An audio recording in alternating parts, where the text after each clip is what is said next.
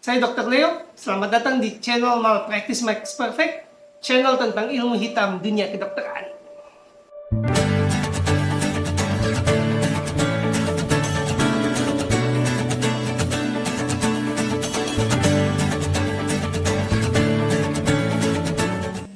Menutup playlist ini, kita akan berbicara tentang pengabaian komplikasi stroke. Nah, jadi seseorang yang diobati dengan salah, seseorang penderita stroke yang tidak dapat CT scan secepatnya atau terlambat dapat CT scan atau terlambat ke rumah sakit dan tetap paksa dirawat, akan dirawat sekitar 1-5 hari. Biasanya pasien akan meninggal pada hari kedua atau ketiga dalam pengalaman saya. Tidak ada penelitiannya karena ini jelas tidak etis membiarkan pasien meninggal tanpa penanganan. Tapi kan ya namanya penyalahgunaan atau pengabaian medis ya. Pasien ditaruh di rawat inap, kasih oksigen, kasih infus, tunggu mati. Selama rentetan 1-2 hari ini akan terjadi banyak penyalahan atau penyalahgunaan atau pengabaian dari prosedur-prosedur medis yang sebenarnya adalah suatu tindakan yang membahayakan pasien. Kita akan bahas satu-satu. Penyalahgunaan observasi. Di dunia kedokteran dan pelayanan medis, terutama dengan asuransi atau jaminan kesehatan yang fraud pembayarannya atau nilai bayarnya, akan sering didengar oleh keluarga kata observasi. Bapak saya kok dibiarin sih dok, masih diobservasi. Bapak saya napasnya susah dok, gimana tuh? Masih diobservasi. Dok, bapak saya tiba-tiba nggak sadar, masih diobservasi. Kira-kira kayak gitu jawabannya. Nah, apa maksudnya ya observasi itu? Sorry, maksud saya gini. Apa beda observasi yang benar dan observasi yang fatal? Karena kan observasi ya udah sama dengan profesi lain. Kita lihat kondisinya gimana kan gitu. Kita pantau bahasanya. Tapi di kedokteran ada observasi yang benar, ada observasi yang fatal. Dan pasien perlu membedakan karena kita sudah hidup di zaman di mana asuransi fraud ini kliennya sangat banyak. Dan banyak yang percaya dan mengandalkan meskipun sebenarnya dia diinfus oksigen tunggu mati. Apa bedanya observasi yang benar dan fatal? Tujuannya, penjelasan tujuannya. Observasi medis itu ibarat pasien dan dokter melewati suatu terowongan. Nah, penting bagi dokter atau supir atau orang yang mengendalikan situasi untuk tahu tujuan terowongan itu kemana. Contohnya, kita diam aja di konteks stroke. Dokter, bapak saya diapakan sekarang? Atau dokter, bapak saya memburuk, apa yang kita tunggu sih? Kalau pelayanan rumah sakitnya bagus, jawabannya sederhana. Pak, kita lagi tunggu CT scan. Pak, kita lagi tunggu alteplase diambilkan di farmasi. Pak, kita lagi tunggu trombektomi dipersiapkan, ruang operasinya sedang dipersiapkan. Jawabannya itu selalu teknis, selalu ada tujuan akhir. Jadi bukan sekedar observasi, tapi menunggu sesuatu, ada tujuan. Sama pun kalau dirawat inap. Waktu rawat inap, Pak, bapak saya kejang-kejang. Oke, kita langsung nyalakan mesin CT scan, kita bawa untuk CT scan. Terus sekarang ngapain? Observasi, nunggu CT scan-nya nyala. Nangkep ya, itu tujuan observasi. Ini penting. Ini yang membedakan rumah sakit yang bagus dan rumah sakit yang jelek. Saya nggak bilang nama rumah sakitnya, tapi langsung kelihatan kalau kamu di pelayanan tunggu mati atau di pelayanan yang memang mengutamakan keselamatan pasien. Dok, bapak saya mengalami X, atau dok, pasien mengalami X. Dokter ini jawabnya adalah, oke, kita akan melakukan A. Nah, selama waktu sekarang dan tindakan A dilakukan, kita sebut observasi untuk melihat penyesuaian atas tindakan A itu atau persiapan atas tindakan A itu. Bukan cuma observasi. Nah, kalau di rumah sakit yang pakai taktik tunggu pasien mati, ya ditanya, dok, bapak saya gini, oh ya kita observasi. Dok, bapak saya gini, oh iya kita sedang observasi, memang kayak gitu gejalanya pak. Dok, bapak saya susah napas, oh iya stroke memang akan susah napas pak, jadi ya kita observasi sekarang. Pak, bapak saya nggak sadar, ya stroke memang ada penurunan kesadaran, kita observasi sekarang. Ya itu udah pasti taktik menunggu pasien tunggu, pasien mati. Ya, saya rasa gampang ya membedakan, jawabannya itu beda. Satunya jawabannya, memang kayak gitu, kamu mau ngapain? Satunya jawabannya, oke, tindakan yang kita rencanakan sekarang adalah X. Selanjutnya, mengabaikan komplikasi akut. Kalau ditanya, rumah sakit nggak punya CT scan di daerah, kenapa kamu tetap turunkan pasien dari ambulans? Kan akhirnya waktu pasien terbuang sia-sia, dia mati konyol di rumah sakitmu. Kenapa kamu turunkan dari ambulans? Jawaban yang sering muncul dari dokter atau pihak rumah sakit, kita harus turunkan pasien karena kita perlu mengevaluasi ABCD, airway, breathing, circulation, dan disability. Oh, kesannya jawaban ini bukan cuma bijaksana, tapi sangat teknis dan benar. Ada dua masalah dengan jawaban ini. Dua masalah yang fatal sebenarnya. Dan kalau Anda orang yang terlibat dengan penyelamatan, Anda akan tahu bahwa ini masalah fatal. Pertama, banyak pasien stroke dengan sumbatan pembuluh darah tidak mengalami ancaman jalan napas, tidak mengalami ancaman pernafasan, tidak mengalami ancaman sirkulasi. Nah, dokter, kok tahu sih? Karena salah satu gejala stroke yang paling sering adalah bicara pelo. Nah, kalau pasien bisa bicara pelo, itu artinya apa? Airway dan breathingnya aman untuk saat itu. Nah, gejala lain dari stroke apa? Hipertensi. Kalau pasien mengalami hipertensi, berarti sirkulasinya aman. Dia tidak butuh resusitasi. Artinya, menurunkan pasien dengan alasan airway, breathing, sirkulasi kan seakan-akan pihak rumah sakit dan dokter tidak mengenal gejala stroke, which is sangat aneh. Dan disabilitas pada huruf D dicegah dengan CT scan dan alteplase atau trombektomi atau operasi otak yang kalau dia tidak punya di rumah sakit itu menurunkan pasien sia-sia. Nomor dua, masalah kedua dari jawaban ini adalah bahwa ABCD itu memang dikerjakan di ambulans, karena itu disebut ambulans, bukan angkot. Di ambulans itu ada alat untuk mengatasi airway, breathing, circulation. Kenapa harus diturunkan ke UGD? Dengan menurunkan pasien gejala stroke ke UGD dengan alasan observasi airway, breathing, circulation, pihak dokter dan rumah sakit yang memberikan jawaban tersebut mengatakan ambulansnya tidak standar, mengatakan bahwa ambulansnya itu hanya mobil ngantar jenazah, gak punya alat untuk ABCD. Itu kan salah. Masa kamu ngaku itu di depan DPR atau wakil rakyat? Kan bunuh diri. Tapi implisitnya kan gitu. Jadi jawaban bahwa kita turunkan pasien dari ambulans untuk ABCD itu fatal, melawan kepentingan rumah sakit. Kalau memang forum tersebut berkaitan dengan status rumah sakit atau kepentingan rumah sakit. Menunggu pasien stroke mati itu lumayan lama, kayak seperti yang saya bilang ya. Kata-kata ya bisa sampai 3 hari. Paling cepat mungkin 8 jam. Ini kan kita udah masuk di skenario di mana CT scan terlambat. Perawat inap, oksigen infus, tunggu mati. Nah, proses nomor 3 tunggu matinya ini lama. Selama 8 jam sampai 3 hari ini, pelan-pelan jalan napas pasien akan hancur. Pelan-pelan napas pasien akan tersengal-sengal. Dan akhirnya jantung pasien ya give up, menyerah, dan rusak dan berhenti berdetak. Lalu pasien wafat. Kenapa ini relevan? Karena kalau rumah sakit dibayar per paket, memperpanjang nyawa pasien akan secara langsung memotong profit dan keuntungan rumah sakit. Pasien hidup lebih lama, menghabiskan lebih banyak biaya, dan rumah sakitnya udah tahu, dokternya udah tahu, perawatnya udah tahu. Toh kalau kita perpanjang hidupnya, dia akan mati atau cacat juga karena pertolongan yang dia butuhkan di awal tidak kita berikan. Ini benar-benar situasi nunggu pasien mati secepatnya. Karena pasien lama mati, keuntungan rumah sakit berkurang. Ngapain biarin pasien lama hidup? Karena alasan ini, kalau kamu ingat-ingat dulu ya, keluargamu pernah stroke atau kerabatmu pernah stroke, terus meninggal karena stroke, di akhir hidupnya itu banyak suara dengkuran keras, napas putus-putus, nafas bau.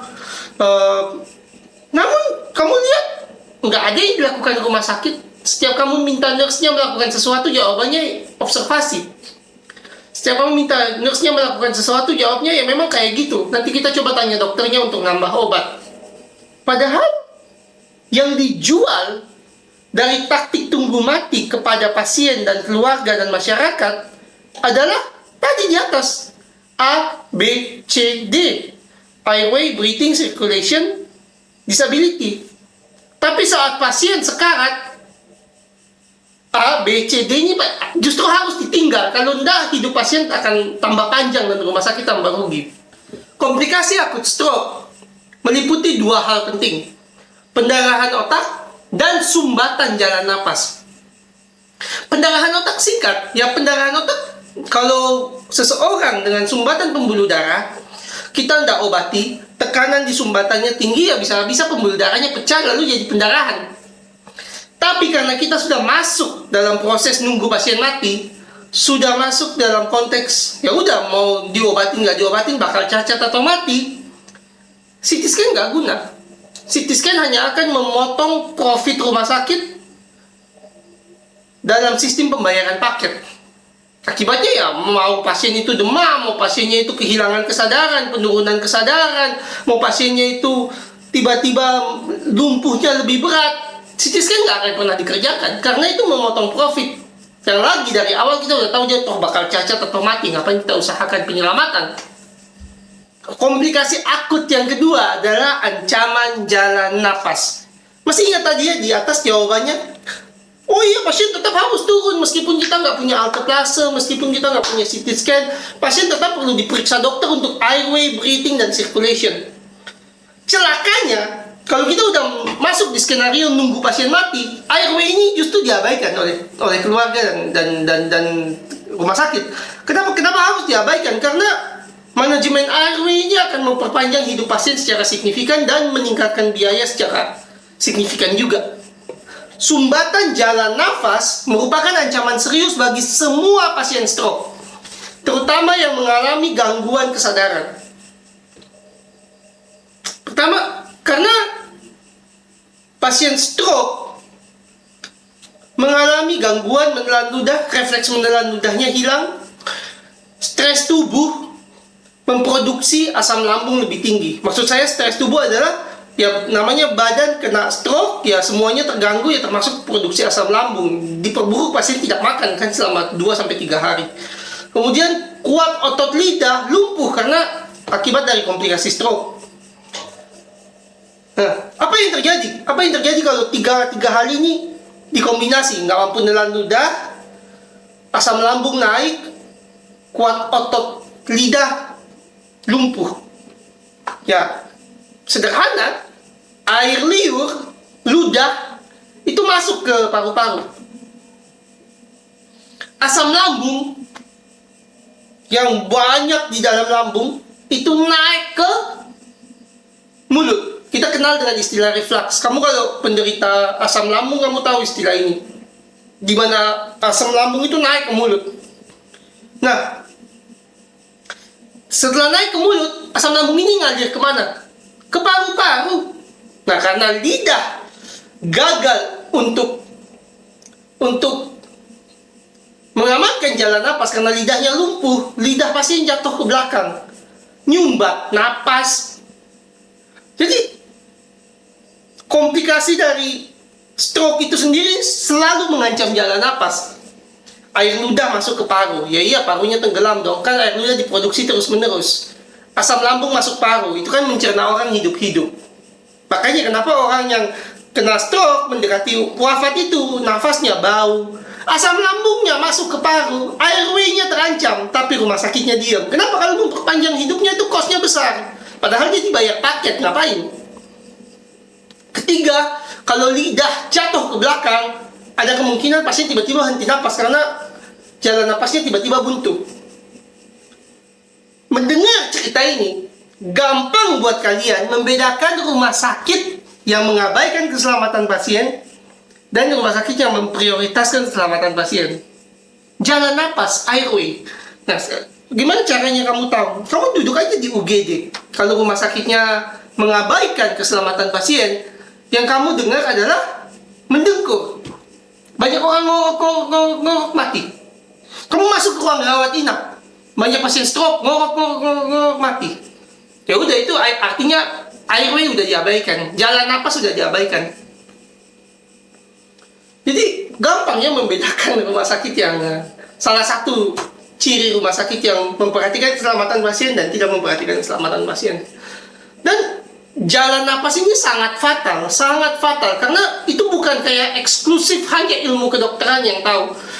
Hampir semua profesional yang menyelamatkan nyawa tahu bahwa airway itu vital dan penting. Jadi mengabaikan airway di rumah sakit itu adalah malpraktik yang sebenarnya tidak termaafkan secara keilmuan. Karena anggota Palang Merah tahu, anggota Bulan Sabit Merah tahu, anggota SAR tahu, anggota Polri tahu, TNI tahu, pemadam kebakaran tahu. Semua profesi yang berkaitan dengan hidup mati seseorang tahu bahwa airway itu nomor satu. Jadi rumah sakit kalau sampai membiarkan pasien mendengkur itu kesalahannya luar biasa fatal.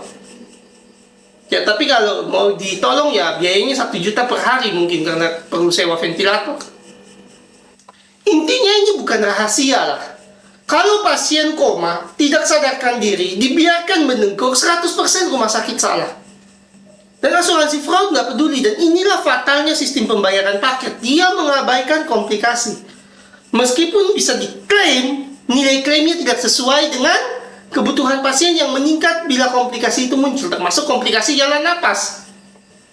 Nah, menutup bicara tentang jalan napas ya sebenarnya balik lagi ke logika rumah sakit bahwa memang meskipun tidak disampaikan ke pasien, skenarionya memang tunggu mati. Ngapain memperpanjang hidup pasien kalau dari awal kita tahu kita skenarionya tunggu mati. Dari awal kita tahu bahwa memang kita sengaja hendak CT scan secepatnya dan sengaja tidak memberikan alteplase, entah karena punya atau karena alasan yang lain. Jadi tidak ada yang diuntungkan dengan pasien hidup lebih lama dengan menyelamatkan airway atau jalan napas. Masalah ketiga, penjelasan dan edukasi yang misleading terhadap kematian pasien. Bagaimana pasien stroke wafat? Sederhana kok. Otak rusak, paru tenggelam, jantung nyerah. Udah. Otak rusak, paru tenggelam, kayak tadi tenggelam air ludah, tenggelam asam lambung. Kemudian jantungnya nyerah, pasien selesai. Tapi salah nggak kalau karena proses itu dokter Leo bilang kayak gini, saya sudah berusaha yang terbaik, tapi nasib berkata lain. Salah nggak? Secara etik itu salah loh. Kenapa? Karena dari awal CT scan sengaja dokter Leo tunda. Alteplase dokter Leo tidak berikan. Meskipun ada atau tidak ada, kalau memang tidak bisa diberikan kan harusnya dirujuk dari awal. Tapi dokter Leo memutuskan untuk merawat. Jadi kan jelas bahwa dari awal pemeriksaan yang dibutuhkan pasien tidak dikerjakan. Obat yang dibutuhkan pasien tidak diberikan. Tapi penyebab kematiannya apa? Gagal jantung? Apa henti napas? Penyebab utama kematian pasien stroke pada skenario ini, pada konteks ini, satu, kebutuhan pasien tidak terpenuhi atau kebutuhan pasien diabaikan. Ya karena alasan apapun, kenyataannya apa yang dibutuhkan pasien tidak dipenuhi, terpenuhi, sehingga dokter Leo mengambil skenario tunggu pasien mati. Gini loh alur pikirnya. Bayangkan dokter Leo ngambil pisau lalu ditancapkan ke dada pasien. Boleh nggak saya bilang ke keluarga pasien atau ke majelis hakim, matinya itu karena henti jantung, henti nafas kok. Atau gini deh, itu kan terlalu frontal. Bagaimana kalau dokter Leo jaga UGD, saya jadi dokter di UGD, pasien digigit ular, terus datang ke saya bilang, ini ular beracun dok, digigit saya. Terus saya tidak memberikan penawar, tidak merujuk, tidak menjelaskan bahwa pasien butuh penawar. Saya rawat, pasien mati. Ini kan persis mirip sama kayak konteks stroke. Dia digigit ular, saya lihat, saya tahu saya nggak bisa nolong, saya tetap tolong, saya tahu, saya bilang seakan-akan saya bisa nolong. Dia mati. Penyebab kematiannya saya bukan. Mau bahasa saya bilang penyebab kematiannya ular, benar sih. Ya apa bahasa saya bilang penyebab kematiannya racun ular, benar sih. Bisa aja saya bilang penyebab kematiannya henti jantung. Tapi kalian tahu subjek utama penyebab kematian pasien itu kemungkinan saya. Saya tahu saya nggak bisa nolong, saya paksa. Dalam konteks stroke kan persis sama. Dokternya tahu coverannya nggak cukup, rumah sakitnya tahu coverannya nggak cukup, dia terus terima pasien, CT scan dikerjakan terlambat, alteplase tidak diberikan, selesai. Bicara uang, bicara moral. Di negara maju, bicara pembiayaan kesehatan, dan pembiayaan kesehatan itu tidak tabu, karena kita tahu betul bahwa kalau nggak ada uang pasien mati. Nah, di Indonesia ini karena begitu jelimetnya, begitu rumitnya konflik kepentingan antara rumah sakit, dokter, politisi, manajemen kesehatan, sehingga setiap rapat tentang pembiayaan itu selalu rapat tertutup. Kita punyanya sekian, bisanya apa? Pasien, keluarga, masyarakat tidak akan pernah dilibatkan dalam pembahasan pembiayaan kesehatan. Kenapa? Ya karena biayanya terbatas. Kalau semuanya mau hidup ya kolaps.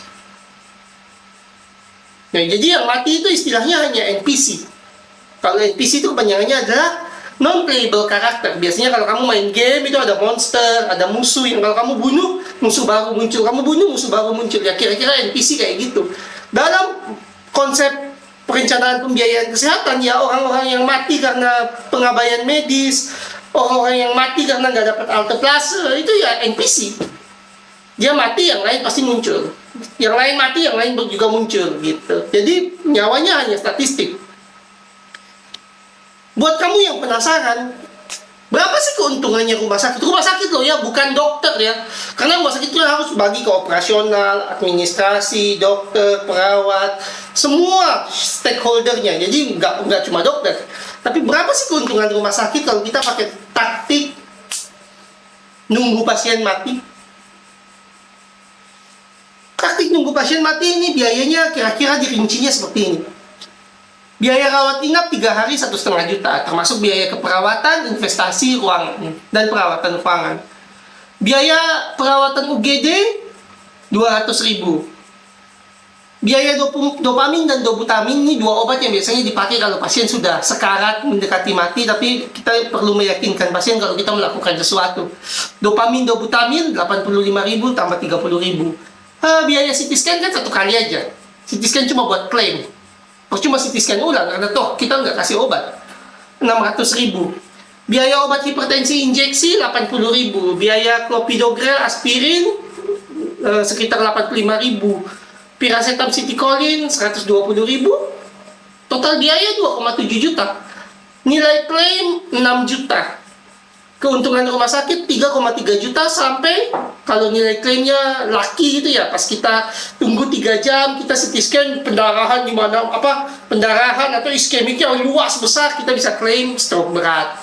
Itu keuntungannya 6,3 juta. Nah, tapi kan kamu bayar premi, kamu tuh kan konsumen. Kamu nggak perlu tahu, masyarakat nggak perlu tahu, klien tidak perlu tahu keuntungan rumah sakit sebenarnya. Tidak relevan dengan kebutuhan pasien. Kebutuhan pasien tidak bergantung pada keuntungan rumah sakit. Yang namanya pasien butuh alteplase, butuh CT scan segera, mau rumah sakit untung atau rugi itu yang dibutuhkan oleh dia. Masuk nggak? Masuk akal nggak ke kalian? Jadi nggak bisa rumah sakit berkilau, aduh kalau kita kasih alteplase nggak nutup ya. Kalau gitu jangan terima pasien.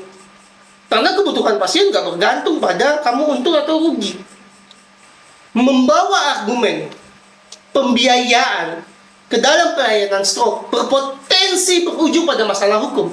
Karena jelas kita sudah bisa memperhitungkan rumah sakit atau pihak yang melakukan tindakan yang merugikan pasien atau kelalaian yang mengakibatkan kematian ini berujung pada keuntungan finansial pihak bersangkutan. Jadi ini bukan cuma tidak sengaja. Gak bisa, ada motifnya 3,3 juta sampai 6,3 juta. Dan motifnya ini dijamin oleh jaminan kesehatan. Jadi kamu kebayang nggak, berlebihan nggak kalau saya bilang jaminan kesehatan dan rumah sakit berkomplot untuk merahasiakan bahwa alteplase itu penting untuk pasien. Masuk akal? Coba dipikirkan lagi. Untuk memastikan keselamatan pasien stroke, terutama stroke akibat sumbatan pembuluh darah di seluruh Indonesia, Ada kalimat yang kalian bisa adopsi. Saya buat kalimat ini sejak 5 tahun yang lalu dan saya modif sesuai dengan perkembangan ilmu pengetahuan dan teknologi. Tugas kalian cuma satu. Tugas keluarga cuma satu. Bawa pasien ke rumah sakit dalam 1 jam. Kamu harus sampai rumah sakit dalam 1 jam. Nah, setelah itu, yang kamu ucapkan adalah, dokter, pasien dengan berat sekian, katakan beratnya 60 kilo ya. Saya ulang, pasien dengan berat 60 kilo. Terlihat baik-baik saja 2,5 jam yang lalu. Kapan CT scan dikerjakan? Kalau tidak ada pendarahan, kapan alteplase masuk? Kapan CT scan setelah alteplase dikerjakan? Rumah sakit dengan trombektomi berapa jauh dari sini? Terima kasih. Cukup itu aja.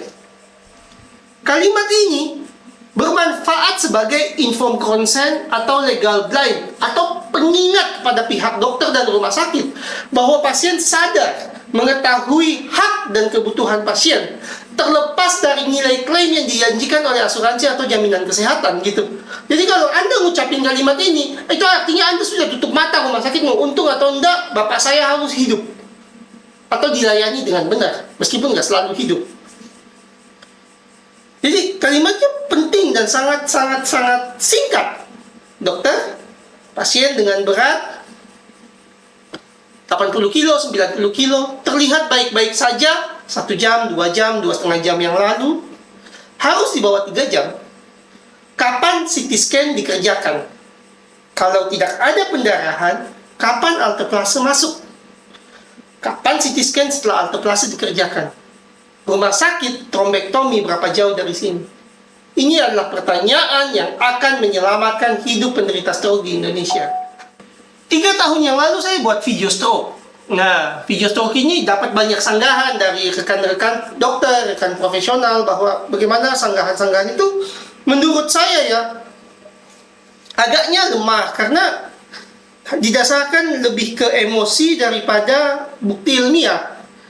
Contohnya sanggahan seperti itu kan Amerika dan Jepang atau itu kan internasional, bukan Indonesia. Indonesia ya beda ya, kita pakai aturan yang di Indonesia.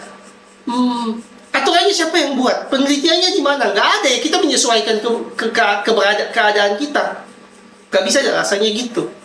Karena kita jelaskan ke pasien seakan-akan kita nolong, padahal tindakan kita nggak nolong. Saya yakin masyarakat awam, lulusan SD pun nggak akan terima dengan logika dokter seperti itu. Ya kan kondisi kita gini, ya ngapain kamu terima? Kamu kan harusnya rujuk ke tempat yang punya fasilitas. Dan maaf ya, selama sekolah kedokteran saya tidak melihat bahwa alasan itu kan di Jepang, itu kan di Amerika, kalau di Indonesia beda. Ini bukan fakultas hukum, di mana hukum tiap daerah beda. Ini kedokteran. Amerika, Jepang, Indonesia sama kondisinya. Kan bukan berarti orang Amerika dan Jepang nyawanya lebih mahal daripada orang Indonesia kan? Anda tidak mengatakan itu kan? Nomor 2, kamu nyalahin praktek dokter lain. Seakan-akan saya menjelek-jelekan dokter lain. Saya sudah buat 32 video tentang malpraktek medis. Tidak ada isi video itu yang saya menjelek-jelekan dokter lain. Banyak contoh saya pakai nama saya atau nama produser saya. Kenapa? Karena saya tahu bahwa dalam profesi ini tersinggung itu cepat. Ya pakai aja nama saya, toh saya bukan pintar-pintar banget, saya juga pas-pasan. Bagus enggak, jelek enggak. Tapi bukan itu intinya. Intinya adalah tidak etis menjelek-jelekan dokter lain, dan saya tidak melakukan itu. Tapi menyalahkan praktek dokter lain itu etis. Nah, kok bisa? Karena itu tujuan pendidikan kedokteran. Kalau menyalahkan praktek dokter lain itu tidak etis, fakultas kedokteran tutup. Kan isi kuliah kedokteran itu. Kalau pasien sakit A kasih obat B, kalau kamu kasih obat C salah. Masa kalimat itu nggak etis? Hanya karena disampaikan dengan emosi bahwa dokter kamu nyalahin praktik saya. Enggak. Saya bilang kalau Anda melakukan tindakan X ya salah. Mau Anda praktik atau nggak praktik. Dan itulah tujuan pendidikan. Tujuan pendidikan hukum adalah mencegah penyalahgunaan ilmu hukum. Tujuan pendidikan ekonomi adalah mencegah penyalahgunaan ilmu ekonomi. Dan tujuan pendidikan kedokteran seperti yang saya lakukan sekarang adalah mencegah penyalahgunaan ilmu kedokteran atau dikenal sebagai malpraktek medis. Yang pastilah dalam publikasi atau dalam pemaparan atau dalam video yang menjelaskan tentang pendidikan kedokteran atau pendidikan ilmu apapun, akan ada kata yang mengatakan suatu praktek itu salah. Itu sangat etis. Sangat etis. Itulah tujuan dan esensi pendidikan. Ada budaya yang berkembang di negara-negara timur, termasuk India, Jepang, Korea, Cina, ya Asia Tenggara, bahwa kalau kamu lagi pendidikan kedokteran, lagi belajar supaya jadi dokter, itu ada benar dan salah. Ada ilmu-ilmu yang memang harus kamu pelajarin. Nggak ada negosiasi di sana. Kamu nggak bisa bilang menurut saya, nggak bisa. Kamu nggak punya hak bilang menurut saya. Tapi begitu kamu jadi dokter, tiba-tiba muncul hak itu. Meskipun ucapanmu nggak ada data, meskipun ucapanmu itu mungkin membahayakan pasien, kamu boleh bilang setelah jadi dokter, menurut saya. Nah, ini budaya yang sangat berbahaya. Inilah yang buat banyak dokter ketika komunikasi ke saya, kamu nyalah-nyalahin kebijaksanaan saya, kamu nyalah-nyalahin terapi saya. Mereka takingnya personal. Padahal kan saya nggak ngambil ini secara personal. Apa yang saya sampaikan adalah profesional. Dokter tidak menjual otoritas, kan gitu. Yang dijual dokter ke masyarakat itu fakta medis. Ini loh yang saya sampaikan ke kamu. Yang dijual dokter ke masyarakat itu ketersediaan suatu fasilitas kesehatan, suatu tes, suatu obat, bukan gelar.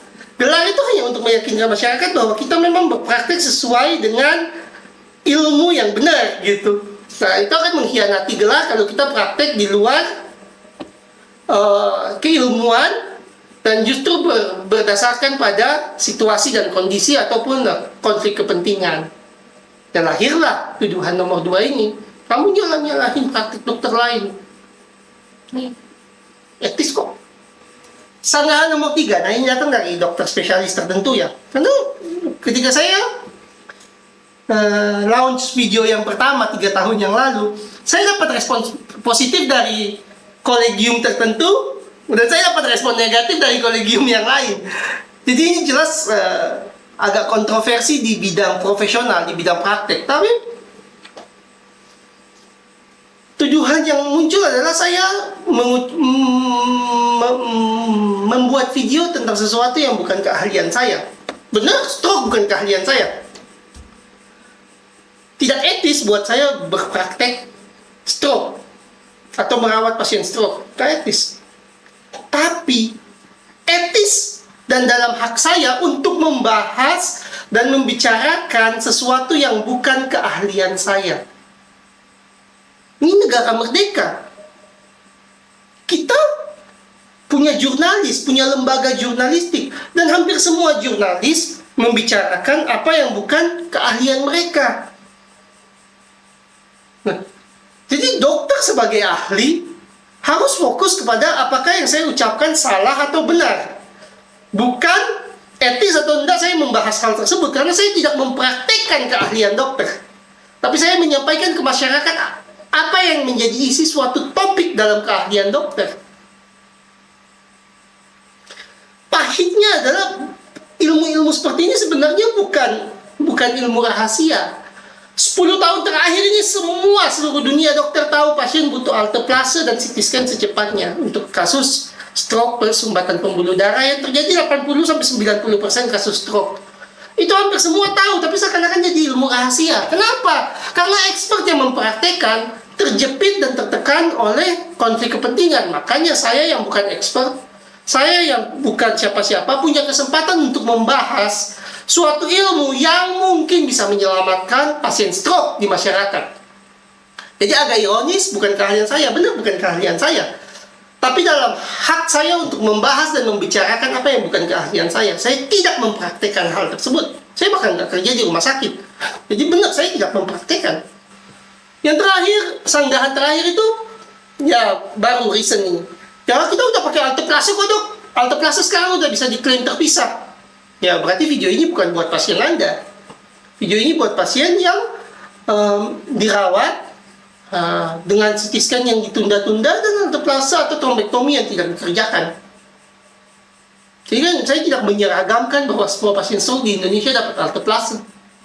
Menutup playlist stroke, kita akan bicara sedikit tentang RUU Omnibus Law Kesehatan yang kemarin disahkan Februari 2023. Berarti kita punya waktu sampai 2025 untuk implementasi, untuk sampai disahkan kembali sebagai UU.